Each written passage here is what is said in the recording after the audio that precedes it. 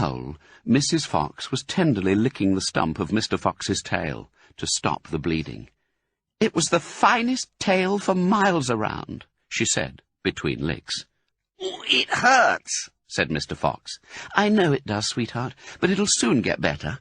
"And it will soon grow again, Dad," said one of the small foxes. "It will never grow again," said Mr. Fox. "I shall be tailless for the rest of my life." He looked very glum.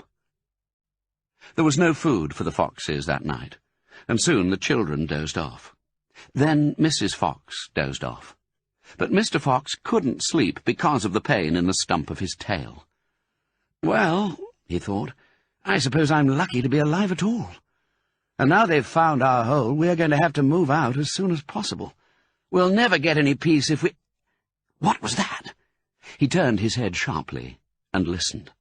The noise he heard now was the most frightening noise a fox can ever hear, the scrape, scrape, scraping of shovels digging into the soil. "Wake up!" he shouted. "They're digging us out!" Mrs. Fox was wide awake in 1 second. She sat up, quivering all over. Are you sure that's it?" she whispered. "I'm positive. Listen." "Oh, they'll kill my children!" cried Mrs. Fox. "Never," said Mr. Fox. "But, darling, they will," sobbed Mrs. Fox. "You know they will."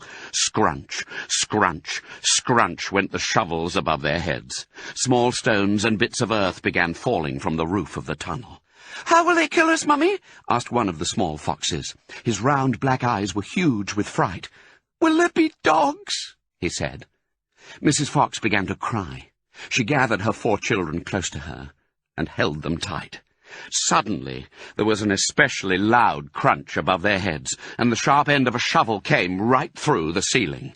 The sight of this awful thing seemed to have an electric effect upon Mr. Fox. He jumped up and shouted, "I've got it! Come on, there's not a moment to lose! Why didn't I think of it before?"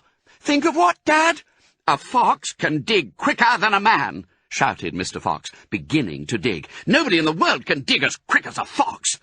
The soil began to fly out furiously behind Mr. Fox as he started to dig for dear life with his front feet. Mrs. Fox ran forward to help him. So did the 4 children. "Go downwards," ordered Mr. Fox. "We've got to go deep as we possibly can."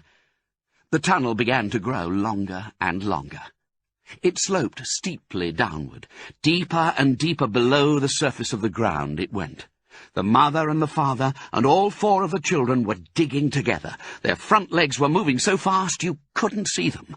And gradually the scrunching and scraping of the shovels became fainter and fainter.